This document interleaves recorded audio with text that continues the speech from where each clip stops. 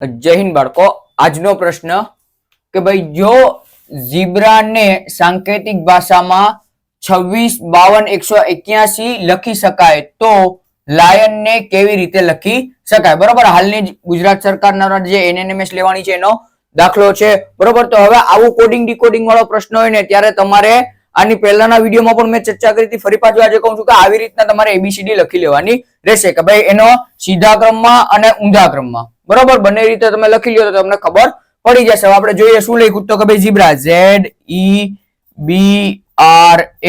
શું લખ્યું તો કે ભાઈ હવે જો અહીંયા 5 અક્ષર છે તો કે ભાઈ 1 2 3 4 ને 5, પણ અહીંયા અંક કેટલા છે? 1 2 3 4 5 6 7 7 અંક છે, એટલે ટૂંકમાં આના કરતા 2 અંક આપણી પાસે વધારે છે. તો એવી રીતના આપણને દાખલો ગણવાનો થશે. બરોબર, તો હવે 2 અંક છે તો મને ખબર છે Z 26માં ક્રમે આવે છે, તો અહીંયા Z ની નીચે 26 લખી નાખું. ઈ તો કે ભાઈ ઈ 5મા ક્રમે છે, તો અહીંયા જો ઈ રીતના જ આપેલું છે 5 21, તો કે ભાઈ 5 21 18 અને એ પેલા ક્રમમાં આવી રીતના મને ખબર જ છે. બરોબર, તમે જોશો એટલે તમને આઈડિયા આવી જશે. તો હવે આપણને લાયન કીધું તો કે ભાઈ LION, તો લાયન માટે તો કે ભાઈ સીધા ક્રમમાં આપેલું છે. બરોબર, ઊંધા ક્રમમાં આપેલો દાખલો નથી. તો આપણે સીધા ક્રમમાં જોશું તો કે ભાઈ L કેટલામાં? તો કે 12મા સ્થાને છે.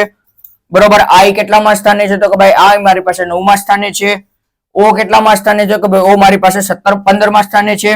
અને N તો કે ભાઈ N મારે 14મા સ્થાને છે. બરોબર, તો મારો જવાબ શું થશે?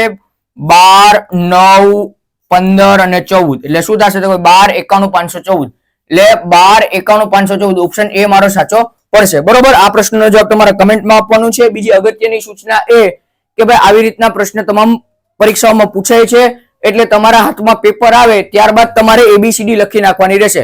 પેપર મળે એની પહેલા ક્યાંય લખવાનો પ્રયત્ન ન કરતા, તમને ક્વેશ્ચન પેપર મળે એની પછી જ લખજો. અસ્તુ, જય હિન્દ, જય ભારત.